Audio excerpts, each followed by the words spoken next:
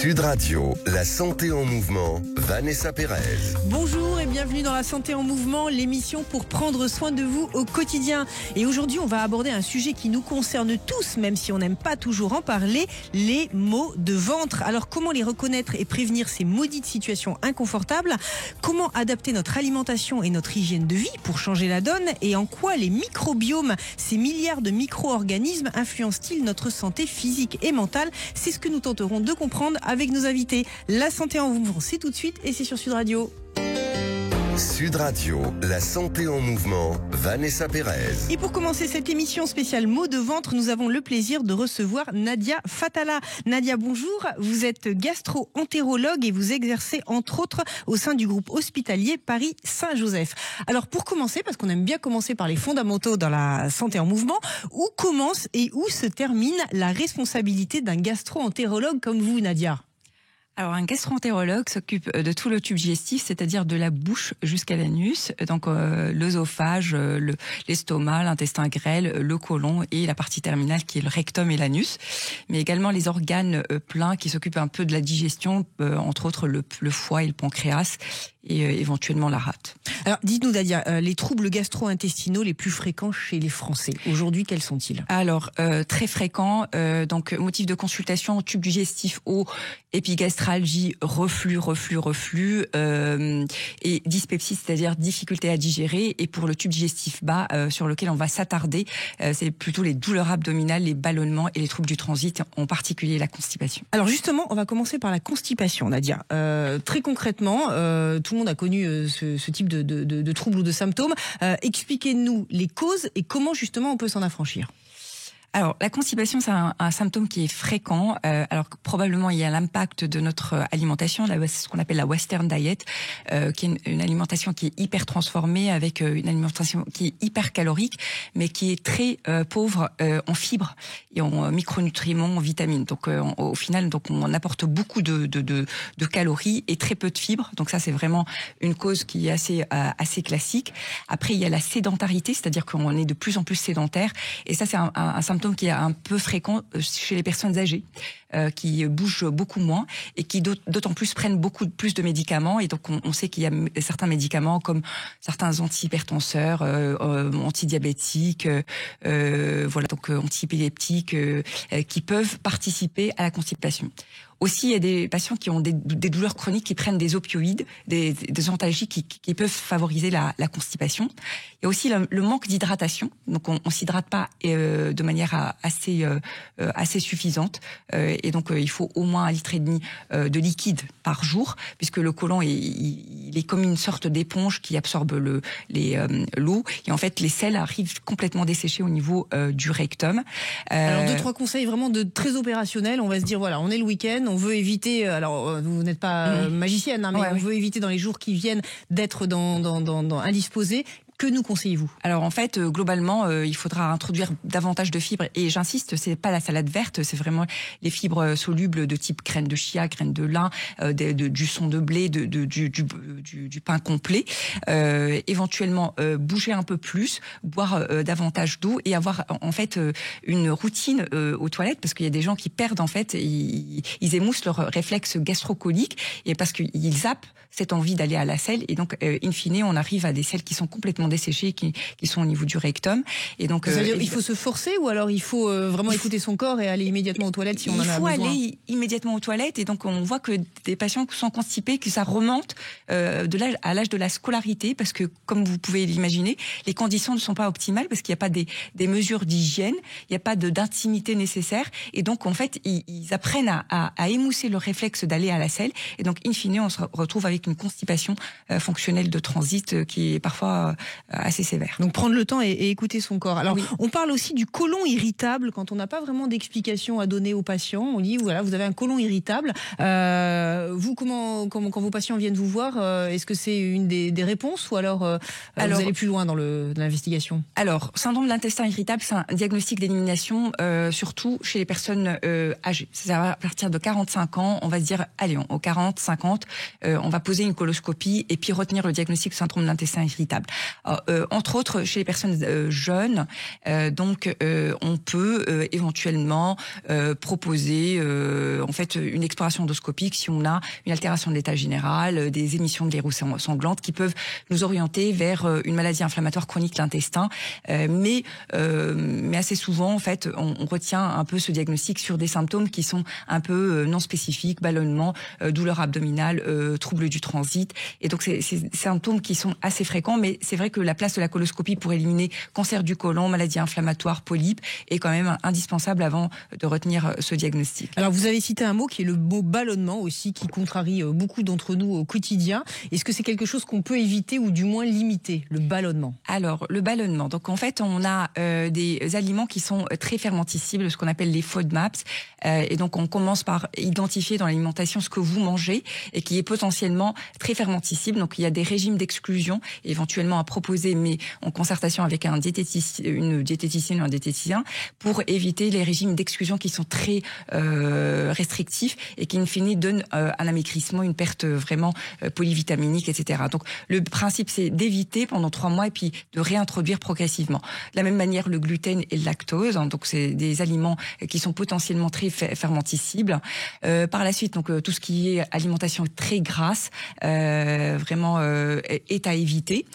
Après, il y a la composante psychosomatique, hein, l'anxiété, le stress peuvent modifier la perméabilité intestinale et augmenter un peu on va dire modifier le microbiote intestinal. Donc on a des dérèglements du microbiote intestinal qui peuvent être induits par notre alimentation, mais également par le stress, également le cycle menstruel, par exemple chez la femme, parfois la grossesse, la menstruation, etc., qui peuvent impacter également le microbiote et donner beaucoup de flatulences et beaucoup de voilà. Donc il y a composante psychosomatique et puis il y a certaines personnes qui n'ont pas beaucoup de ballonnement, mais en fait ils ont un réflexe qu'on appelle le réflexe dysynergie entre abdominaux phréniques. C'est-à-dire c'est compliqué ça. Alors attends, on va faire simple pour les auditeurs. Alors donc en fait normalement quand on est un peu distendu après avoir mangé, on produit des gaz. Distendu. Voilà, donc l'abdomen il se distend parce qu'il y a des gaz, il y a des aliments qui arrivent. Donc on a le muscle phrénique qui va s'élever et en fait il va se contracter. On a l'abdomen qui va se détendre au contraire et l'abdomen qui va se contracter. Donc on va pas voir le ballonnement.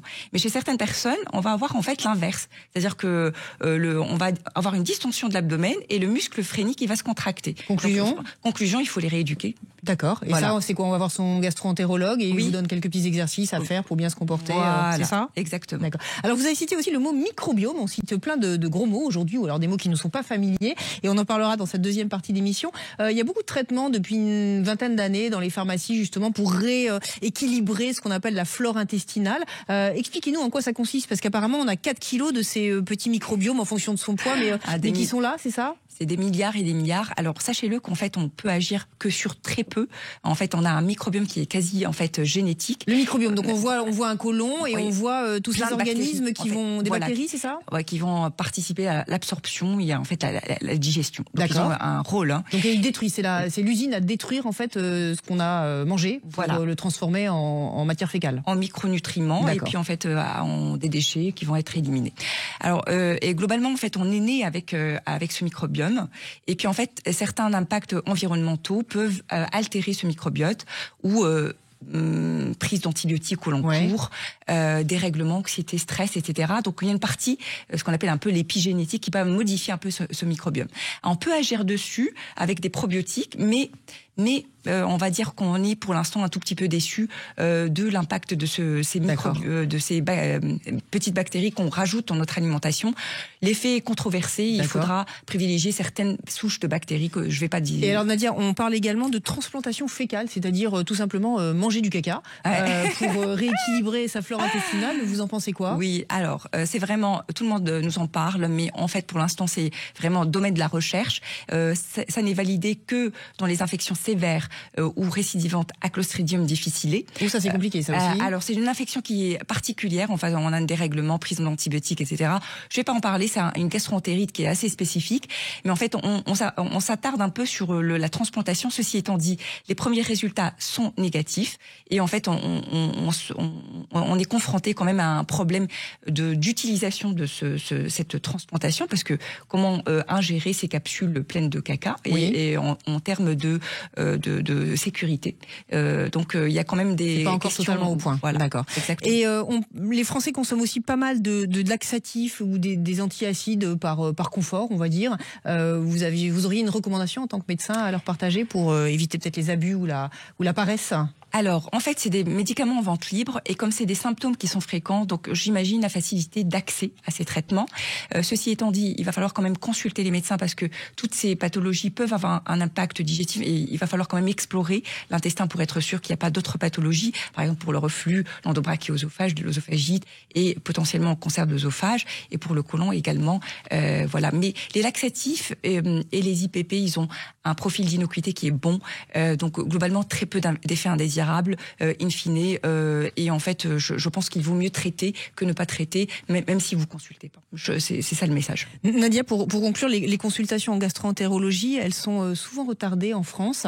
Il y a un tabou sur cet organe ou c'est quoi le comportement ? Tabou énorme parce que c'est rattaché à la selle, à la saleté, au gaz, etc.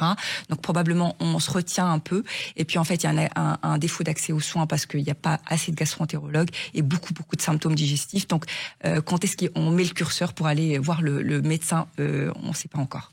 Merci Nadia. Je rappelle que vous êtes gastro-entérologue au sein du groupe hospitalier Paris Saint-Joseph. Et pour continuer cette émission, nous recevons Muriel Bin. Alors Muriel, bonjour. Vous êtes gastro-entérologue, mais vous êtes aussi entrepreneuse et cofondatrice de la solution Colobox. Ce sont des box de repas sans résidus qui sont destinés aux patients qui préparent une coloscopie. Alors, on va essayer de comprendre déjà qu'est-ce qui vous a poussé à lancer cette innovation, Muriel ?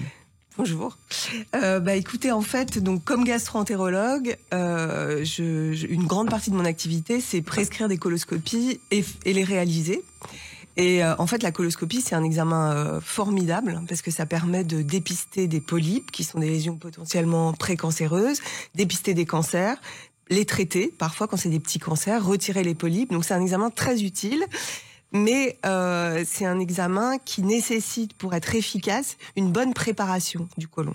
Et donc, en amont de l'examen, le patient doit effectuer 2 choses pour préparer son examen. Il doit faire un régime sans résidus pour éviter qu'il y ait des fragments d'aliments qui se déposent sur les parois du côlon et qui empêchent le gastro-entérologue de voir les parois.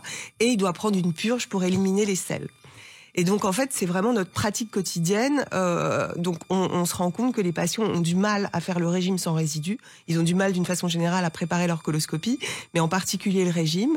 Et on s'est demandé comment on pouvait faire pour aider les patients à faire ce régime. Et alors, c'est là que vous intervenez, voilà. Avec une boîte. Je vais faire l'influenceuse qui fait un unboxing, comme on a l'habitude de dire. Donc là, pour ceux qui ont l'image, on va dire, on va voir un menu gourmet, dégustation, que vous allez pouvoir apprécier, ça grâce à Muriel. Alors dites-nous, Muriel, très concrètement, cette idée, comment vous avez réussi à la concevoir? Parce qu'il y a des choses magnifiques, une petite compote de pommes, une crème caramel, et tout ça est autorisé. Alors en fait, on a créé cette boîte qui contient 3 repas.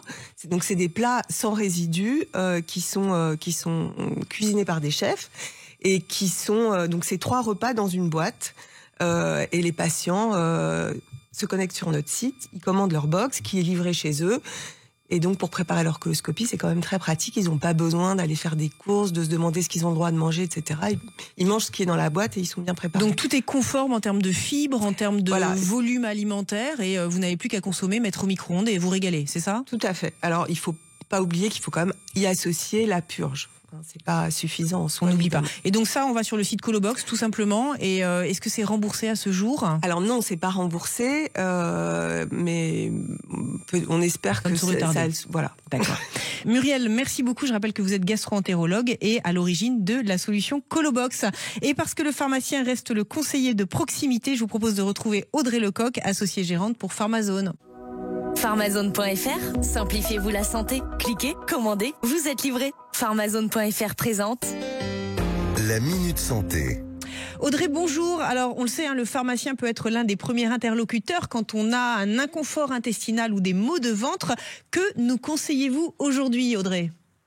Bonjour Vanessa. Eh bien, pour le ballonnement, on en a tous entendu parler à un moment donné, mais je recommande le charbon actif qui fonctionne plutôt bien, qu'on trouve sur Pharmazone notamment en complément alimentaire. Et la tisane de camomille qu'on oublie mais qui est très efficace. Ce sont mes 2 recommandations de produits naturels. Toujours avoir ça en pharmacie. Il y a des compléments alimentaires peut-être aussi pour nourrir sa flore intestinale ?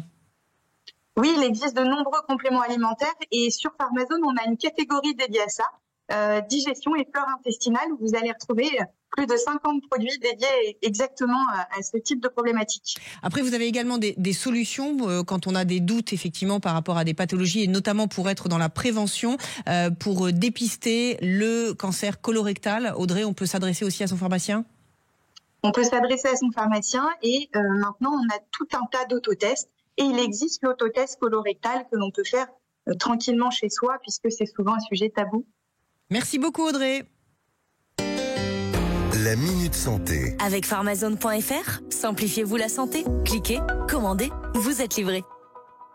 Sud Radio, la santé en mouvement, Vanessa Pérez. Et pour continuer cette émission sur notre santé intestinale, nous allons vous parler des milliards de bactéries qui colonisent notre corps, mais aussi la planète et qui sont en train de révolutionner l'agriculture. Ces bactéries, ce sont les microbiomes et pour parler de leur impact sur notre santé, j'ai le plaisir d'accueillir un expert tout juste arrivé des États-Unis, Christian Bréchot. Christian, bonjour. Alors, vous êtes l'auteur du livre La révolution des microbiomes paru aux éditions Odile Jacob. Vous êtes médecin et chercheur et ancien directeur général de l'Institut Pasteur. Alors avant de commencer, Christian, on aime bien avoir une définition précise de ce dont on va parler. Et ces fameuses bactéries qui nous fréquentent quotidiennement et qui habitent notre corps et la planète que l'on appelle microbiome, de quoi s'agit-il ?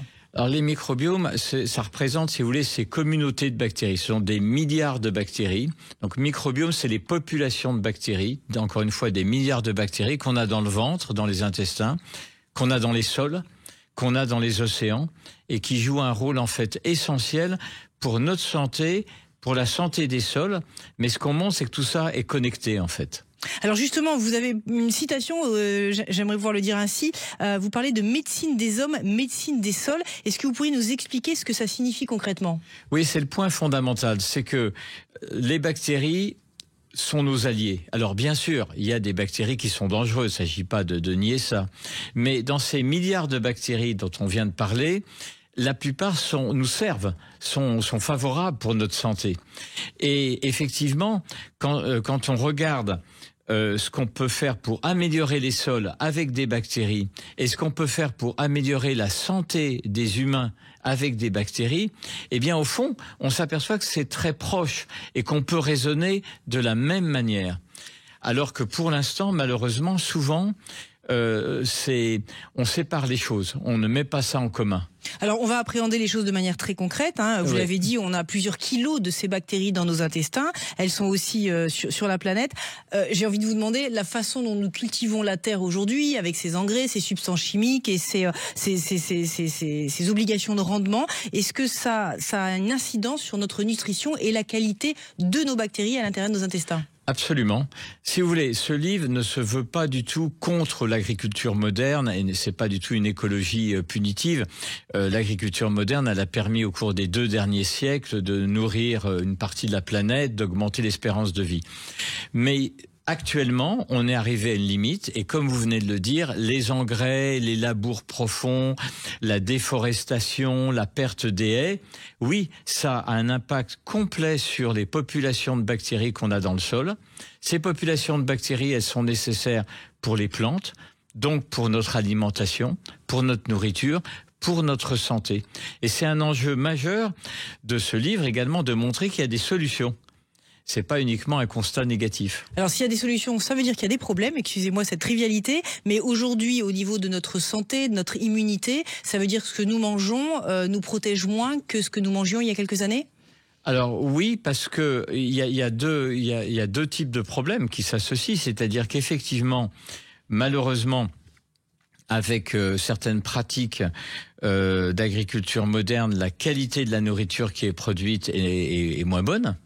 Et puis, il y a également le fait que notre alimentation est moins bonne. Parce que on a un paradoxe incroyable, c'est-à-dire qu'on a une partie de la planète qui ne mange pas assez. Y compris d'ailleurs dans des pays dits développés. Moi, je suis maintenant professeur à University of South Florida à Tampa. Eh bien, dans une grande université nord-américaine, vous avez certains étudiants qui ne mangent pas à leur faim. Donc, on a un défaut de nourriture et puis on a un excès de nourriture. et avec une nourriture qui n'est pas adaptée. Donc on associe ce qu'on fait au sol et notre manière de vivre. Et effectivement, ça a un impact très important sur notre nourriture, notre santé.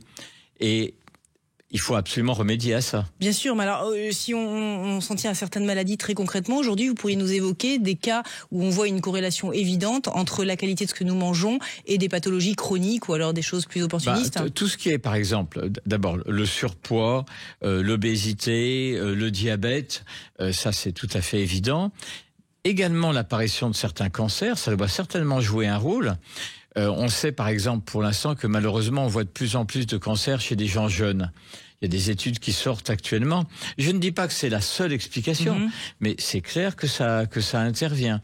Donc tout ce qui est lié à une inflammation de l'organisme, et on pense également par exemple que des dépressions et qu'un certain nombre de maladies psychiatriques peuvent être associées à ça. Alors justement, je rebondis là-dessus, puisqu'on dit souvent que, en fait, au sein de notre intestin, toutes ces bactéries sont quelque part un second cerveau qui conditionne nos émotions, notre morale, etc. C'est une réalité ? Absolument. Il y a ce qu'on appelle un axe, entre guillemets, entre l'intestin et le cerveau. Ça communique, tout simplement, soit directement par les bactéries, soit par des molécules intermédiaires. Et absolument, notre cerveau retentit sur l'intestin retentit sur le cerveau. Et en agissant sur, justement, ces populations de bactéries, c'est clair que on peut avoir un effet sur le cerveau. Alors, vous parlez de solutions dans votre livre. Donc, ces solutions, elles s'adressent quelque part aux industriels et aux chimistes, on va dire, qui mettent des engrais peut-être dans nos sols. Quelles seraient les pistes d'optimisation aujourd'hui et sont-elles écoutées ? Oui, alors il y a vraiment deux types de pistes qu'on montre dans le livre. Il y a premièrement, effectivement, d'aller de plus en plus vers une agroécologie. Et encore une fois, sans du tout avoir une attitude systématiquement négative par rapport à l'agriculture moderne. Mais il faut progressivement remplacer par des pratiques d'agroécologie. Ça, c'est une chose. Mais on peut également directement utiliser les bactéries. Et c'est là, vous voyez, chez l'homme, on peut utiliser par exemple des probiotiques ou ce qu'on appelle des prébiotiques. Dans le livre, on fait vraiment le point là-dessus. Bon, l'efficacité peut être discutée, mais on a ce genre de choses. Et dans les sols, vous pouvez par exemple inoculer des bactéries dans des sols pour améliorer la qualité des plantes qui sont produites, de la nourriture donc, et également des arbres. Donc il y a deux types de solutions, encore une fois. On cite des modèles d'agroécologie où il faut, et c'est là que Emmanuel Roux, qui m'a aidé pour ce livre, intervient, on a par exemple ce qu'on appelle des fermes urbaines, on a ce qu'on appelle des circuits courts, c'est-à-dire que on peut se baser sur des productions locales avec des méthodes qui n'utilisent pas des engrais, qui sont beaucoup plus naturelles. Et ce qu'on montre, c'est que, en fait, contrairement à ce qu'on dit quelquefois, on peut produire beaucoup avec ces méthodes. On peut avoir des rendements qui sont pas mauvais du tout et qui sont encore une fois complémentaires et qui vont remplacer progressivement les méthodes traditionnelles. Et puis à côté de ça, eh bien vous avez des approches encore une fois directement basées sur les bactéries pour les sols comme pour les humains. Et c'est ça qui est intéressant, c'est de faire travailler tous ces gens ensemble pour définir ce qu'on appelle effectivement médecine des sols et médecine des hommes. Une approche globale. Pour conclure, Christian, vous avez le sentiment que les industriels ont pris la mesure de l'importance de ce qui nous nourrit aujourd'hui par ce qu'ils produisent et qu'il y a une bascule qui est en train d'être faite, ou alors il y a encore un petit peu de travail d'éducation ? Je pense qu'il y a encore un travail d'éducation pour tout le monde, parce qu'il y a également pour nous, de la manière dont on se nourrit, etc. Mais il y a une prise de conscience qu'on cite également. C'est vraiment intéressant de voir chez les agriculteurs cette prise de conscience. Et oui, c'est chez beaucoup d'industriels. On plaide beaucoup pour un investissement massif dans ces recherches. Si vous voulez, on investit dans beaucoup de secteurs, et c'est très bien, mais on a le monde de l'invisible. On le regarde pas. Quand on marche sur un sol, 1 gramme de sol, ça contient des milliards de bactéries. Nous, ce qu'on dit, c'est qu'il faut s'en occuper. Merci beaucoup, Christian Bréchot. Je rappelle le titre de votre livre, La révolution des microbiomes, paru aux éditions Odile Jacob. La santé au mouvement, c'est fini pour aujourd'hui. Retrouvez l'émission en podcast sur l'application Sud Radio et dès à présent sur YouTube. Et pour prolonger la discussion, on se retrouve sur vos réseaux sociaux préférés. Je vous souhaite une excellente fin de week-end et je vous dis à la semaine prochaine.